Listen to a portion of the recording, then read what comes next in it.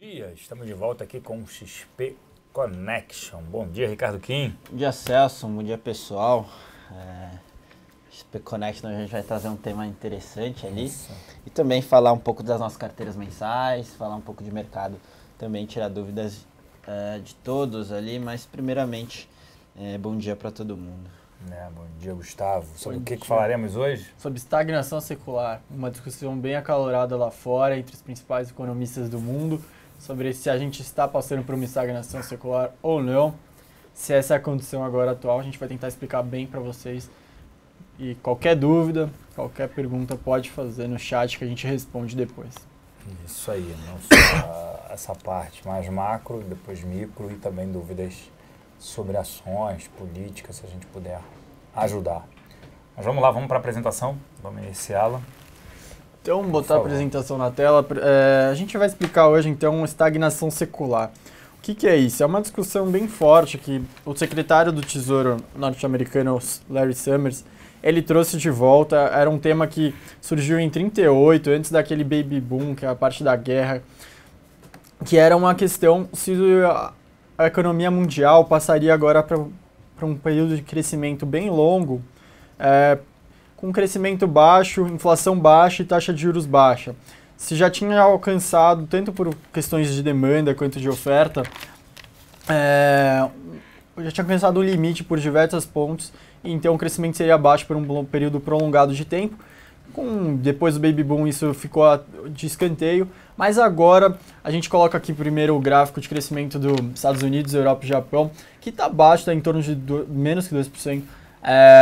Aqui é desde 2000 até 2015, e depois disso, agora depois da crise e tudo, esse secretário do Tesouro norte-americano trouxe de volta a discussão internacional se realmente agora o período seria de estagnação secular. Então, demoraria por um grande período, a gente teria então esse crescimento baixo, assim, seria o novo normal, e os Estados Unidos não conseguiria recuperar um crescimento mais forte, tanto os Estados Unidos como a maioria das economias desenvolvidas, e isso levantou à tona uma discussão enorme. Primeiro, a gente tem que explicar o que poderia causar isso. Poderia ser tanto por questões de oferta, por questões demográficas, como o próprio envelhecimento da população mundial, que tende a poupar mais e investir menos. E também o limite de inovações tecnológicas. A educação poderia gerar uma redução, já teria chegado ao limite, agora chega uma redução nos limites de ganhos de especialização, uma queda na criação de empresas, tanto de trabalho, que vai contraindo um pouco a possibilidade de se crescer mais no médio e longo prazo, mas também por parte da demanda, que seria uma questão que já tanto o endividamento público quanto privado chegou num patamar muito alto, e isso traz um menor consumo na parte do investimento no endividamento privado, e no endividamento público gera um menor investimento público, então também contribuindo para um crescimento mais baixo. Então isso gera uma queda no investimento, e também outra parte que se discute bastante é uma maior aversão ao risco mundial, gerando uma queda no investimento maior. Então isso poderiam ser causas para chegar a essa estagnação secular. Só relembrando, então, a definição básica de estagnação secular seria uma condição atual de crescimento baixo, inflação baixa e taxa de juros baixas durante um período considerável de anos. Aí existe agora uma discussão crucial se isso seria algo cíclico ou se seria algo realmente estrutural, que nem esse secretário do Tesouro defende que isso agora é o novo normal e vai ser de fato. Quando ele trouxe essa discussão à tona, primeira coisa que a gente tem a pensar é o que os principais bancos centrais poderiam fazer para tentar evitar isso. Aqui nesse próximo gráfico a gente também tem, agora a gente incluiu a China, mas de novo Japão, Estados Unidos e Europa. A gente tem a inflação, as taxas de inflação desde 2000 também até 2015, e elas se mostram num comportamento bem próximo da estabilidade, risco até de deflação. O Japão sofreu bastante com deflação, a parte em verde aqui da inflação da zona do euro também bateu a deflação no ano passado, tem sido bem combatida. Então, em condições naturais, os bancos centrais, para tentar evitar essa deflação e tentar recuperar o crescimento, eles cortariam as taxas de juros para estimular a economia, estimular os investimentos, mas, como a gente vê nesse gráfico aqui, a gente viu que desde 82 até 2014, mas a gente se aproximou desde 2000, no início desse novo século, a taxas de juros próximas da estabilidade, bem baixas, a ponto de que não tem mais como essas condições naturais serem seguidas pelos principais bancos centrais. Então eles não têm mais como cortar juros, não tem como fazer a medida tradicional para tentar estimular a inflação e essa economia. Resta a eles fazerem outros meios disso, que foi o famoso QE, tentando manipular as expectativas de inflação para cima, então comprar diversos ativos, fazer políticas monetárias expansionistas de outras formas, e isso é o que tem sido feito. Os Estados Unidos fez de uma forma bem agressiva, Reino Unido também, o Japão e a Alemanha, aqui, ó, que seria uma representação também da zona do euro, estão fazendo agora e devem anunciar algo bem atual. Eles devem anunciar por agora, antes do final de 2015, novas medidas, Japão talvez nessa semana ainda, para ampliar ainda mais, porque a inflação está sendo bem persistente. E quando a gente olha a taxa de juros para frente também, não tem subido, não tem aumentado a ponto de mostrar uma normalização da economia. Aí entrou essa discussão, o Larry Summers fala que se você subir juros agora para evitar porque existe um risco de você fazer esse QE, essa compra de ativos excessiva, de você gerar uma bolha financeira, uma bolha imobiliária.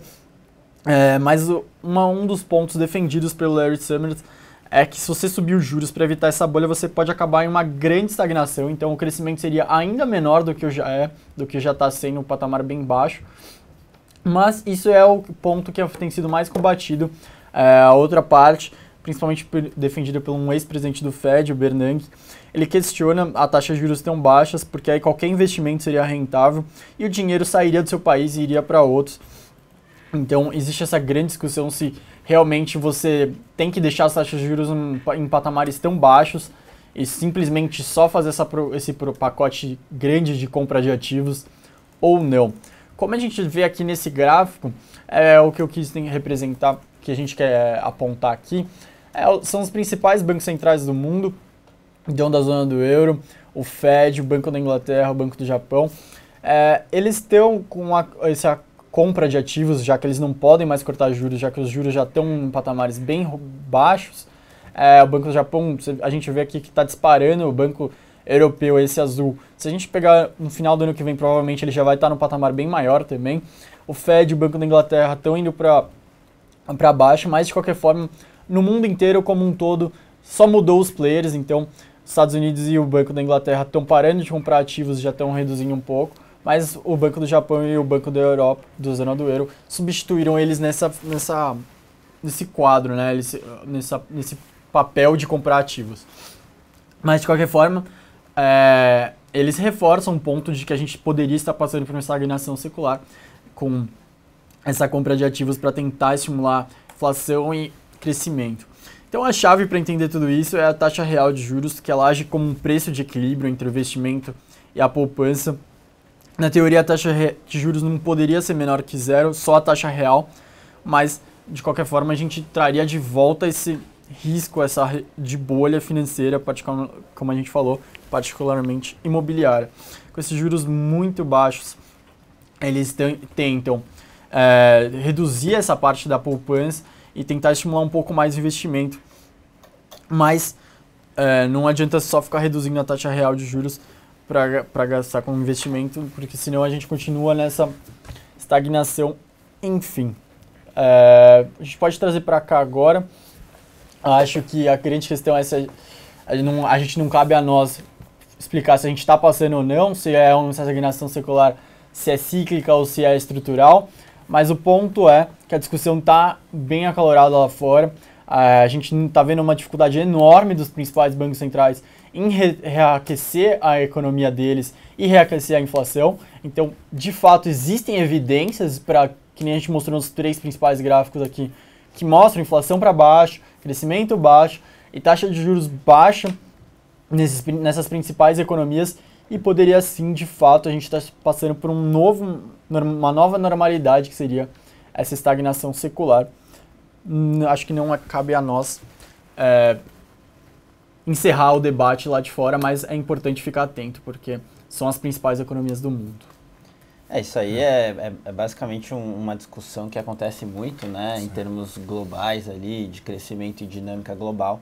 Por isso que a gente está trazendo, não para falar se é certo ou errado, mas esclarecer ali com alguns conceitos. E é sempre interessante esse tipo de informação ali que o Gustavo bem mostrou com os gráficos ali, bem explicativo. Quem já comentou aqui, mas essa apresentação é global, tá? Pessoal, mas o PIB do Brasil, estagnação aqui no Brasil, né, enquanto tem uma recessão esse ano e contratada para o ano que vem, sim, gente, a gente está falando lá fora. E preocupa porque se a gente tem, né, essa parte toda de exportação de minério, por exemplo, vai para a China. Se você tiver está tendo uma desaceleração global, chinesa principalmente, né, a discussão é de que aqui piora ainda mais. Tanto é que o preço do minério hoje é abaixo de $50, né, que não bate desde julho.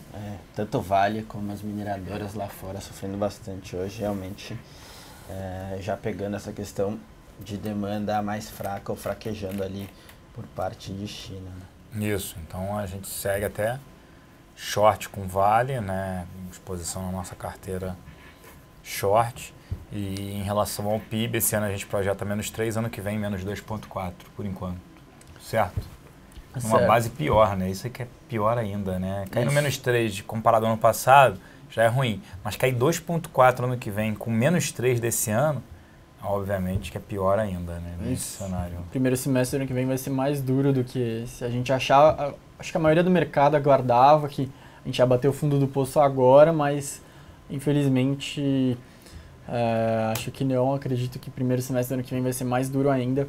A gente já sabe que a taxa de desemprego hoje vai atingir 2 dígitos, achavam até que poderia ser nesse ano, mas provavelmente vai ser no ano que vem. Mas nada, nenhum setor, assim, varejo, produção industrial, nada está mostrando que já acabou a desaceleração deles. Esse é um ponto interessante, né? Quer dizer, falando em desaceleração, desemprego, muita gente ainda recebendo seguro-desemprego, e isso vai acabar, você tem um prazo, obviamente, para isso acabar, e aí você tem uma situação mais complicada ali. Varejo a gente está vendo, né? Não só shopping centers como as lojas, né? A Marisa hoje reportou, vendo as mesmas lojas, queda de 2,4%. Né? Shopping center crescendo 2%, vendo as mesmas lojas, mas porque lazer acabou ajudando. As pessoas ainda estão frequentando o shopping center, indo a cinema, mas comprando não. Cinema, comer alguma coisinha, mas as lojas em si vazias. Realmente, como o pessoal comentou, o que preocupa é o fato de a gente não estar vendo a queda dos índices desacelerar ou parar de cair, né? A gente viu ali Caged cada vez fechando mais vaga, confiança do consumidor, vendas no varejo, etc. Então, realmente, talvez o fundo do poço fique para ano que vem, infelizmente. Isso, a gente teve agora, né? Confiança, até melhor. Não, além disso, mas a parte é que agora em outubro a gente acabou de ter Dia das Crianças, que é uma prévia do Natal. O mercado gosta de ler como isso. E foi bem ruim. Se soma o fato das vendas terem sido muito ruins, com a maioria, acho que 90% é o dado, não vão contratar aqueles funcionários extras de Natal. Então, tudo está se trazendo para ser um fim de ano bem ruim, como o brasileiro não vê há muito tempo. E aí sim, a gente acredita que mais uma vez ele vai sentir na pele que a situação está muito mais crítica do que ele imaginava. O ponto é que, primeira coisa que a nossa economista-chefe Fazenda ela gosta bastante de defender. Primeiro, o brasileiro ele se volta para si, ele acredita que quando ele viu a crise acontecendo desde o final do ano passado até esse, primeira coisa ele acha que o problema é com ele tenta resolver, ele tenta ver o que dá para ele fazer. Depois ele vê que o problema é maior que ele, que não depende só dele, do esforço dele. Tem alguém decidindo lá em cima que está interferindo na vida dele. E quando isso vai se refletindo, a insatisfação vai ficando cada vez maior. E acredito que isso vai começar a bater de vez no final do ano, no começo do ano que vem. Isso aí. É isso, pessoal. Hoje está quieto, sem fazer pergunta. Por favor, mano. Estamos no ar ali, produção? Não. Só está perguntando se tem como assistir o XP Connection no YouTube. Pedir para mandar pergunta, mandaram. Tem produção aqui falando que sim. A gente vai botar. A gravação, sim. né? A gente vai mandar, vamos postar aqui o link. Tem uma pergunta aqui do Minion Trader, né? Até gostei do nickname, né? Minion Trader, é Minion na moda aí, né? Podia botar uma fotinha também. Dele, né? Pô, perguntando aqui como é a estratégia de investimentos em fundos XP atrelados a investimentos no exterior. A gente gosta até porque a gente acha que tem que ter na área de alocação um percentual do seu patrimônio, né, dependendo do seu perfil, alocado lá fora, né, tentando aproveitar de um crescimento da economia norte-americana, tentando aproveitar de algumas ações, alguns setores que apresentam crescimento. E aí ele cita ainda, né, o fundo da Apple. Detalhe que na revista Veja essa semana um artigo de Eduardo Wozniak dizendo sobre valor agregado nas exportações e em peso. Um iPhone equivale ao financeiro da venda de 8 toneladas de minério. O minério, a gente já destacou aqui, o que vale mais a logística do que o minério, né? Que o minério vai custar 8, 10 dólares. Aí assim, o custo é baixo. O problema é realmente entregar ele, levar até o porto e depois levar para o seu destino final, que no caso a maior parte vai para a China, né? Mas concordo, a gente acaba sendo um país exportador, né, celeiro do mundo, exportador de minério, exportador do agronegócio, carnes, né? A gente acaba sendo grãos, soja, milho, comida não vai faltar no país, né? O problema é que a gente não tem produtos de maior valor agregado, né? E apesar da gente ter falado bastante de estagnação secular, etc., de desenvolvimento global, mesmo assim faz todo sentido o investimento fora. Primeiro, no relativo, a gente deve crescer muito abaixo, né? Na verdade, a gente vai ter retração nesse ano e no próximo, enquanto globalmente ainda cresce, ainda aqui num ritmo menor. E também diversificação, que a gente fala muito ali. Tem diversos veículos, né? Não só esses veículos ali de BDR e fundos de investimento, mas também enviar o dinheiro lá para a XP Securities, por exemplo, lá fora, e comprar bonds de empresas brasileiras, que vai te dar o retorno de dólar mais uma taxa. Então, bastante coisa para fazer. E, de novo, é uma posição que tem que carregar estruturalmente ali para diversificar e ter esse hedge, por seja qualquer motivo ali de ruptura, algo nesse sentido. Sempre bom ter essa exposição, né? O pessoal perguntou o que a gente esperava do balanço da Gerdau aqui. Agora vamos falar de empresa, o pessoal perguntando. GGBR vai reportar amanhã o resultado, assim como os Minas. Difícil você cravar ali o que vai vir de resultado, pode vir não recorrente, etc. Mas o que a gente espera ali ainda é a parte de exportação, a parte da parte externa, né, a parte de Estados Unidos, ainda performando bem e amenizando a queda ali do operacional da parte doméstica. Então a gente tem ali a parte de construção indo muito mal, e toda essa desaceleração de atividade econômica aqui. Então isso aí sim deve pressionar bastante resultado para baixo, até porque boa parte do EBITDA hoje em dia ainda é mercado doméstico. O que a gente pode falar é que talvez a parte de Estados Unidos deu uma amenizada, mas não é o bastante para mudar a nossa perspectiva ruim do setor de siderurgia, o que afeta então o GGBR. O Nato Trader perguntando aqui qual a expectativa para o estoque de petróleo, que sairá hoje às 12h30, e qual a sua visão de médio e longo prazo para essa commodity. Vamos lá, sobre ela, né, a expectativa, se vier igual ao API que foi divulgado ontem à noite, ainda aumento de estoques, né, e a commodity deveria vir para baixo. A gente segue pessimista com o preço da commodity por conta dessa desaceleração global, né? Comparando até com os Estados Unidos, que é o maior consumidor de petróleo, 25 milhões de barris por dia, a China consome na casa de 8, 9 milhões de barris, a gente não vê ainda uma recuperação assim dos Estados Unidos que possa se falar, poxa, não, os países estão crescendo. Fora isso, a OPEP continua ofertando petróleo. Tem aquela discussão, né, que a gente sempre fala, né? A pessoa fala, pô, um dia vai acabar, tem energias alternativas, Tesla, né, com carro, né, elétrico. E será que o árabe, ele está ali pensando, o pessoal da OPEP falou, pô, é melhor explorar que o petróleo, eu tenho um custo de extração muito baixo, o menor do mundo, e o melhor vender a 40, 50 dólares. Pô, eu lembro quando eu entrei no mercado, o petróleo era 10, 12 dólares. Tendo esse risco do que falar, pô, vai entrar novas alternativas, a pessoa vai esquecer do petróleo e vai cair de tal maneira que eu não vou mais ser um país rico. A gente está conversando bastante disso, né? E talvez eles estejam olhando justamente esse risco.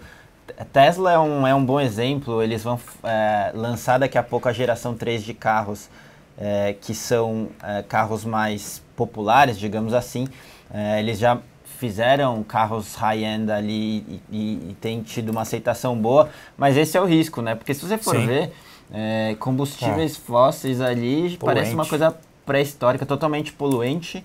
Mais de 100 anos. Você coloca o líquido totalmente inflamável e fica andando em cima dele para lá e para cá. E a parte elétrica já tem bastante autonomia para os carros, etc. Então eles devem estar vendo esse risco para frente. Com certeza. E vamos vender. A gente está sentado ali num negócio que vale 40, Hoje pode valer 10 daqui para frente. Então vamos escoar isso aí. Só o nosso governo que não pensou nisso, quando fez a licitação do pré-sal, que botou a Petrobras com 30% no modelo de partilha. Eles não, tem que explorar. $100, bota exploração. Tá 40, 50, continua explorando. Daqui a pouco pode não valer a pena, né? Isso aí. Mas é de se pensar, tem essas teorias, digamos assim. O Lepo Lepo está perguntando, acham que o Fed sinalizará os próximos passos para os juros ou vamos esperar mais dados e números da economia, né, de quando sobem os juros? Acho que eles vão continuar no mesmo estilo de discurso, que eles nem sinalizam que sim, nem que não. Quando a gente pega os indicadores que têm saído, são bem característicos de uma economia que acabou de sair de uma recessão e voltou para tá voltando para o crescimento. Então, alguns setores saem antes do que outros. Então, alguns setores surpreendem bem positivamente, outros decepcionam muito, esperam crescimento de 11 e vem com queda. Esperam queda de 0, vem com crescimento de 10. Então tá bem contraditório, mas eu ficaria atento sempre aos indicadores de inflação, que é o que a gente acabou de mostrar na apresentação, que são um dos que estão mais preocupando eles. E fica a discussão entre eles. Se sobe juros antes, você pode levar de novo, que a gente falou, para uma estagnação maior da economia. Se você demora a subir muito, você vai criando bolhas, você pode deixar a inflação disparar e não conseguir controlar mais. Mas fica isso, o Fed não vai conseguir. Acho que eles vão segurar um pouco mais, esperar mais dados que deixam mais claros ainda que a economia já está bem o suficiente. Porque agora, não tem como falar, está indicando que já está pronto. É isso aí, até respondendo a pergunta do Flint A aqui, discussão se a gente essa. acha que o anúncio da mudança de juros desse poderia confirmar um best day em Wall Street? Porque a discussão é essa, você vai subir agora, não tem como eles falarem, já está pronto. Então, aí é o risco. Risco de subir agora e levar para uma estagnação, ou risco de deixar como está e levar para uma inflação muito maior do que esperado. Devemos falar de Braskem, sim. Braskem é uma empresa que a gente não recomenda, principalmente lá. Agora até lá o papel subiu com essa alta do dólar, acabou também beneficiando a companhia. E a discussão sobre um contrato de fornecimento de nafta nos próximos 10 anos. O problema é que tanto o Odebrecht quanto o Petrobras poderiam vender o ativo e pode pressionar esse ativo para baixo, fora, que é o setor petroquímico a gente também não gosta, né? Com um cenário, boa pergunta do Luiz Abreu, com um cenário pessimista para o próximo ano, qual o investimento mais apropriado? Segue renda fixa, Luiz, mas tem que sempre olhar, dependendo do seu perfil, né, de ter um pouco exposição em bolsa. Por exemplo, esse mês, nossa carteira mensal está dando um retorno, fechamento de ontem, na casa de 8,40, certo, Kim? Isso aí. 8,40 no mês de outubro, enquanto o índice sobe 4%. 4,3. 4,3. Então, assim, e a gente sempre recomenda ter a carteira, né, nossa recomendada, e uma proteção no índice. No ano, a nossa carteira, ela sobe 1,40 e o índice cai 6. Então, a gente está performando 7,40. Perdão. Mas se você montou a proteção desde o início do ano, ainda tem um ganho aí, porque o índice cai 6, você estaria pelo menos ganhando esses 6%. Então, você estaria ganhando uns 7. Pô, 7, 7,5. Poxa, mas espera aí, a Selic está me gerando mais. Sim, por isso que a gente está falando que prefere uma exposição maior à taxa de juros. Um cenário como esse, assim, é fato que o seu portfólio tem que ter uma composição muito maior em renda fixa, justamente para aproveitar todo esse ambiente de juros num patamar mais alto. E aí tem muita coisa para fazer, deixar um pouco um pouco atrelado à inflação, ali dependendo do seu perfil. Agora, se você tem um perfil um pouco menos conservador e de longo prazo também, é uma opção ali você colocar um pouco em renda variável e ainda assim com proteção, né? O que a gente tem falado, a proteção via derivativos num portfólio de renda variável tende a gerar muito valor ao longo do tempo. A gente mostrou e tem alguns gráficos que a gente envia para os nossos clientes. Se ele tivesse feito proteção de 3 em 3 meses desde 2010, ele teria gerado cerca de 20 pontos percentuais ali acima do ganho da carteira. Então, é um pouco disso que a gente tem falado. A nossa plataforma tem tudo isso, né? Tem tanto renda fixa como renda variável, derivativos, a gente é uma das maiores mesas também. Então, ter esse conceito aí de portfólio global, aproveitando os juros num patamar mais alto que a gente se encontra. É isso aí, mas a gente acha que tem renda fixa, tem juros pré aí, tem CDBs na plataforma da XP, entre 15% até quase 19% de taxa ao ano. E aí você fala isso, em 2 anos, juros compostos mais de 40%. Pô, difícil. Difícil bater. Buscar, tem ação que vai bater. A gente até acha, que acredita que a ação vai bater, só que você corre um risco renda variável. Ali você tem FGC, de não perder o seu patrimônio, até 250 mil por CPF e instituição, e também uma rentabilidade extremamente elevada. Não tem muito o que discutir, né? Vamos lá. O que vocês acharam do balanço da Embraer? A gente comentou, esse MP foi o seguinte. No primeiro momento, a gente viu a receita bem abaixo das expectativas e o EBITDA. A margem, ok. Margem e lucro também. O que a gente aguardou, né, às 2h30, o conference call, era isso. Será que não foi faturado no terceiro TRI e será no quarto algumas vendas? O que aconteceu? E a ação abriu em queda, né, e depois ela não parou de subir. E justamente, no conference call ontem, eles falaram que uma parte não foi faturada no terceiro TRI, entrou no quarto TRI, ou seja, só contábil, por isso tem que tomar cuidado, olhar só o número estático. Esse número aqui é ruim, por quê? E quando a gente comentou, a gente falou, poxa, vamos esperar para ver o que vai acontecer. E a gente mesmo não sabia se aquele número tinha sido ruim, porque a empresa não chegou no press release e falou assim, olha gente, a gente faturou 1,5 bilhão a menos, virou o mês de outubro, de setembro para outubro. Outubro a gente já faturou no quarto TRI, vai ser impactado 1,5 bilhão positivamente. Então, eles falaram que estão muito bem, as vendas estão muito boas na parte comercial e executivo, só a parte do governo ainda bem, né, com os projetos aqui, o KC-390, outros aviões aqui, que apresentou uma queda considerável no percentual da receita da companhia. Os outros todos subiram, então é positivo sim para a companhia. Perguntaram aqui de Eco Rodovias, o Diogo, Ricardo Kim. Eco Rodovias está em um setor complicado agora. A CCR reportou resultado, até deu uma olhada ali, enfim, a parte de tráfego continua deixando a desejar. A gente sabe que a correlação é muito alta com a nossa evolução econômica, enfim, atividade econômica. Essa parte de fundamento continua ainda patinando e deve continuar depois de tudo isso que a gente falou com relação às nossas perspectivas ali para o próximo ano. Então, fundamento ruim. Por outro lado, a parte de juros prejudica também. Você tem ali a curva abrindo, né, a curva de juros subindo. Isso aí tende também a prejudicar as empresas de concessões. A gente não vê nenhum ponto de inversão por enquanto. Então, ficar fora ali de CCR, Eco Rodovias também, que tem participação em Porto, que a concorrência aumentou muito lá com os terminais privados, então mais um ponto aí de risco e incerteza para o case ficar fora ali. Se você quiser tradar esse papel, é mais tradando ali um fechamento de curva de juros e melhora de fundamento, que pelo menos a gente não está vendo de forma clara isso ainda. E aí já mais uma pergunta para o Ricardo Kim. Bradespar não é um bom investimento a longo prazo?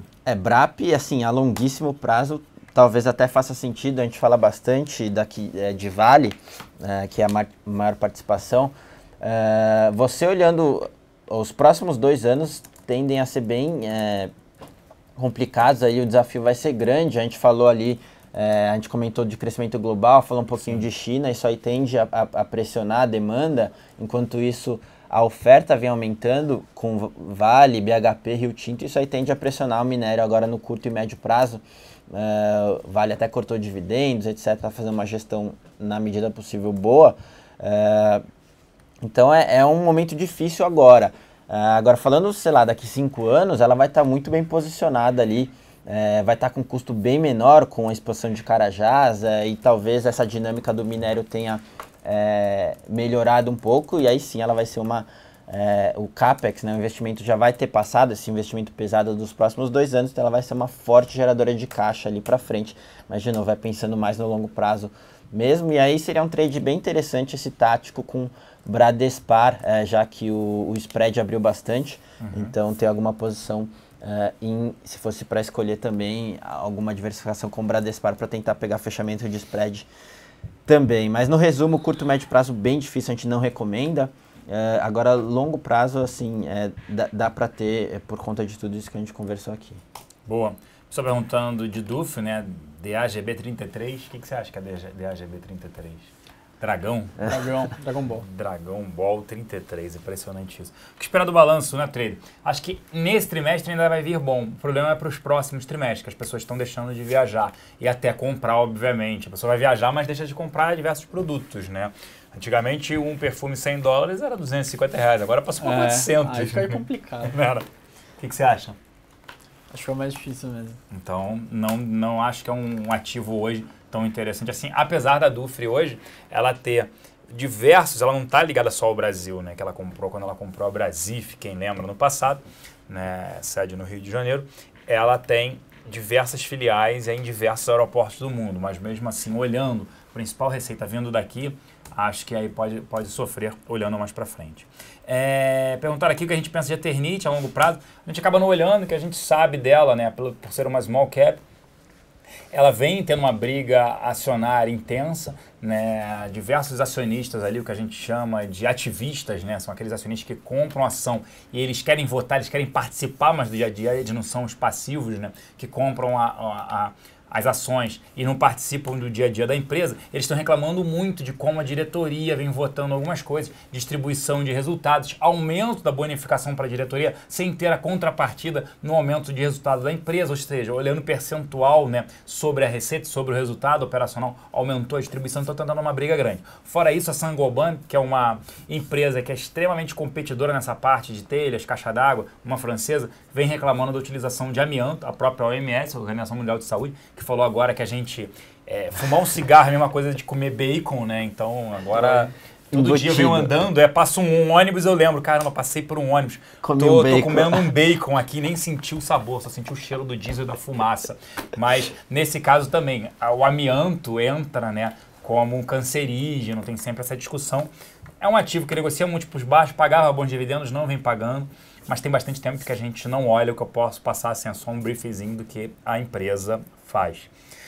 Perguntaram também se a possibilidade de aumento da CID, acho que é real. A possibilidade, por conta da dificuldade, até em passar sem o PMF, reduz o volume, o consumo de gasolina, nesse caso, como um todo, o diesel, e tem um impacto. Qual é o impacto na inflação? Vai depender de qual é o aumento, né? Para ter uma ideia, um reajuste de combustíveis na casa de 10% impacta o IPCA em 0,37. Então vai ter que saber qual vai ser a CID na bomba, né? Porque falava assim, só aumento de 6% na gasolina e quase 5% no diesel, a gasolina vai impactar na bomba, não vai ser 6 o reajuste. Vai ser 3, não sei de onde o nego tira essas contas.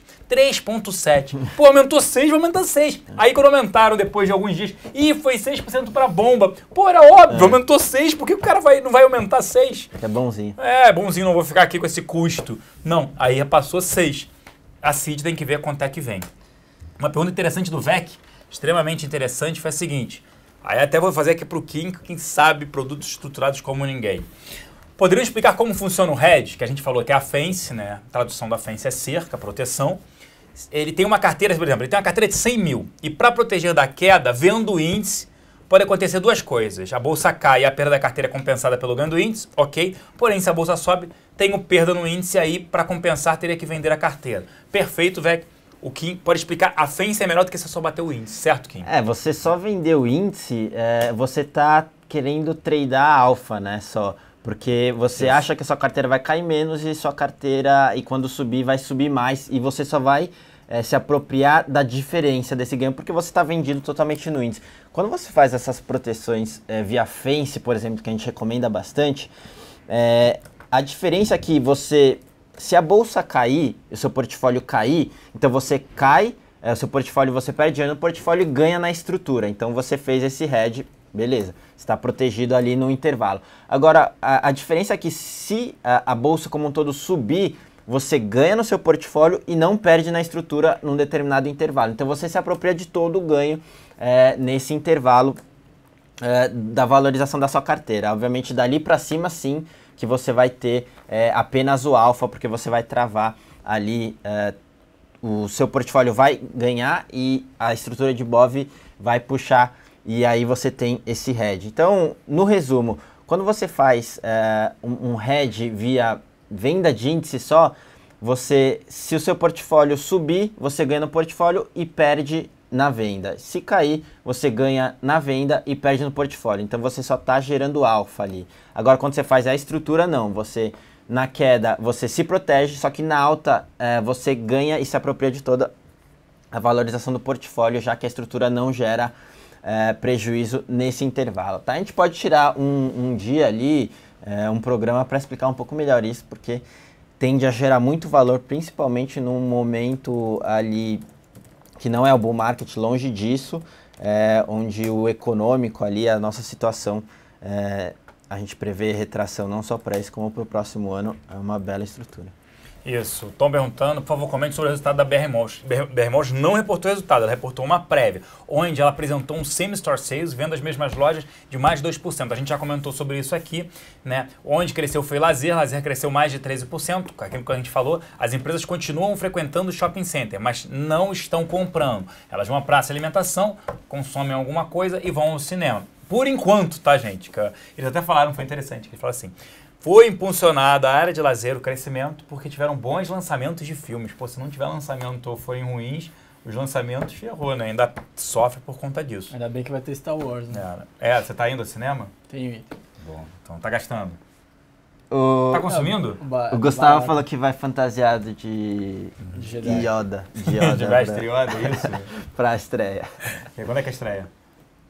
18 de dezembro. Sabe tudo aqui, brincadeira. Então, pode ajudar aí os resultados aí dos shoppings que tem cinema. Quem não tem cinema tende a sofrer 17 mais. de dezembro. 18 é sexta. 17 de dezembro? Que 18 eu vou. Tá bom, então ele falou que vai 18 aí. Mas vamos lá. O Miguel tá perguntando, poderia comentar sobre Randon, Rapt 4. Rapt, de novo, apesar de ser uma boa empresa, o setor realmente está sofrendo muito. A gente viu toda essa questão do governo cortando orçamento de PSI.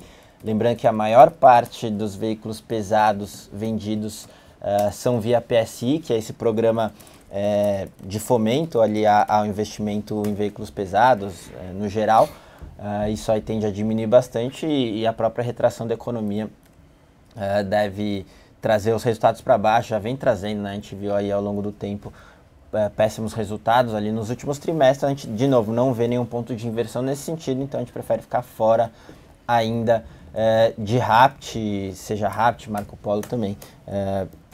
Setor bem difícil ali e não chegamos no fundo do poço, infelizmente. É isso aí. Perguntaram de Cosan, dá para carregar até o final do ano? Tiago, acho que até dá para carregar Cosan sim até o final do ano, até porque esse VSID é um ativo que anda. Fora isso, preços de açúcar melhorando lá fora, né, por conta... O que acontece, né? Commodities. Então, quando você tem um preço em queda, porque, primeiro assim, a demanda cresceu muito, todo mundo começou a ofertar, né, digamos, os usineiros começaram a plantar cana, açúcar, etanol, o consumo está subindo. Aí muita gente que estava fora do mercado fala, pô, até minha terra aqui está valendo a pena plantar. Aí o cara começa a plantar. Aí aumenta muito a oferta, a demanda não acompanha a oferta, o preço começa a cair. Aí chega num determinado momento, que vários usineiros param de produzir cana, que aquele preço começa a voltar, porque a demanda cresce, por mais que cresça, tem um crescimento pequeno, um crescimento orgânico, a oferta caiu muito. Aí aquele preço começa a voltar. E agora está acontecendo isso. Por mais que a demanda não apresente um forte crescimento, a oferta caiu muito de açúcar. E aí, açúcar e etanol, né, acaba sendo, entre aspas, o mesmo, olhando mesmo como a mesma commodity. Isso no mundo, a demanda está crescendo, o problema é que a oferta não acompanhou esse crescimento, então os preços tendem no curto prazo a serem melhores. Se quiser ter exposição mais a açúcar diretamente, etanol, São Martinho, Tereos, depois São Martinho. Tereos não tem liquidez, mas São Martinho. E até pela gestão excelente. Depois entra a Cosan, porque a Cosan dentro dela ainda tem, por exemplo, a Comgás, né, a distribuição de gás aqui em São Paulo, mas seriam ativos que dá para ter, dá para carregar sim até o final do ano. E perguntaram aqui para o Kim, esse resultado do terceiro tri ruim de Klabin pode afetar o papel? Na verdade não foi ruim, né? O resultado até... Eu achei interessante, desculpa te interromper. Dá prejuízo ruim. Tudo bem que prejuízo, né? O nome, né? A palavra, tive prejuízo, você nem perde dinheiro. Mas nesse caso não é o caso, né? Aliás, a maioria das empresas que tem parte de exportação ali tendem a ter um prejuízo contábil ali por conta da variação da dívida ou algo nesse sentido. Mas a gente já tem explicado ao longo dos programas que esse efeito é não caixa, já que o cronograma de amortização das dívidas é bem longo.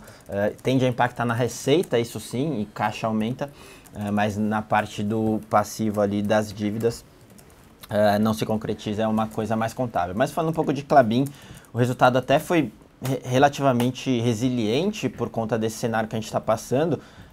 Lembrando que o maior foco da Klabin é parte de embalagens, então está muito voltada ali para o consumo.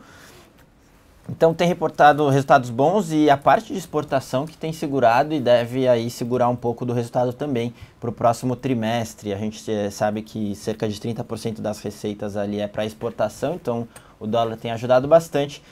De novo, o resultado não foi ruim não, e até mostrando certa resiliência aqui no mercado doméstico e ajudando a parte externa. De qualquer forma, na parte ali de papel e celulose, a gente prefere ainda Suzano e Fibria, aí com viés mais positivo para Suzano, mas de novo sempre ficar de olho na parte de preços de celulose lá na China, né, já que a gente falou tanto da China desacelerando, nada mais justo do que a gente ficar de olho no preço ali, como vai se comportar, mas a gente ainda gosta para exposição a dólar, Suzano.